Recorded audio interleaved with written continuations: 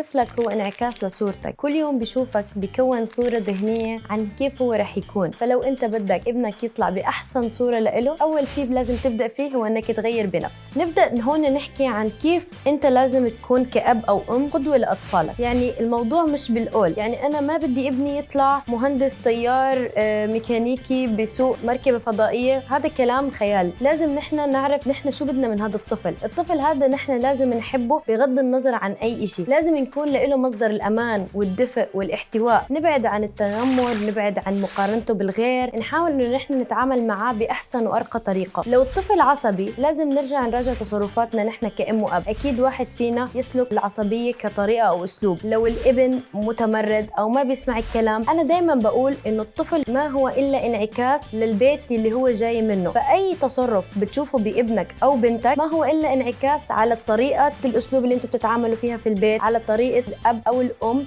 اللي هم بيستخدموها في التعامل مع هذا الطفل الصغير. فلو نحن شايفين إنه الطفل هذا محتاج إنه يعدل أي شيء، فلا بد إنه نحن نكون منتبهين شو هي المعلومات اللي نحن عم نصدر لهم إياها، ونحن كيف القدوة اللي هم حابين إنه هم يشوفوها. فمن هون بتبدأ إنه أي شيء بدنا إياه يوصل للأولاد نحن لازم نكون أول مين بطبقه. نقطة مهمة جدا لازم ننتبه عليها، إنه أطفالنا ما هم المكان اللي إحنا لازم نحقق أحلامنا فيه. يعني الحلم اللي كان نفسي أنا أعمله وما قدرت أحققه، أولادي مش هم المكان اللي لازم يحققوا لي إياه، ولا لازم أحطهم بسترس وضغط نفسي إنه أنت لازم تعمل اللي أنا كان نفسي أعمله وما قدرت أعمله. لازم أحط باعتباري فروقات الفردية، فرق الزمان، فرق التكنولوجيا، الفروقات هاي الكتيرة لازم دايما نكون حاطينها في اعتبارنا، ونحن عم نحاول نطلب من هذا الطفل أي طلب على أساس ما نحط اكسبكتيشن كتير عالية. فالطفل بالنسبة له هذا إعجاز علمي إني أنا أوصلها، فلا أقدر أحقق حلمه ولا أقدر أحقق الحلم اللي أنا حلمته، ويكون الموضوع هيك وصل لمرحلة إنه لازم يكون فيها تدخل حد مختص. وبالنهاية بحب أقول إنه نحن في البيت مرآة للطفل، فنحن اللي حابين نشوفه على أطفالنا لابد إنه يكون متوفر فينا نحن ككبار.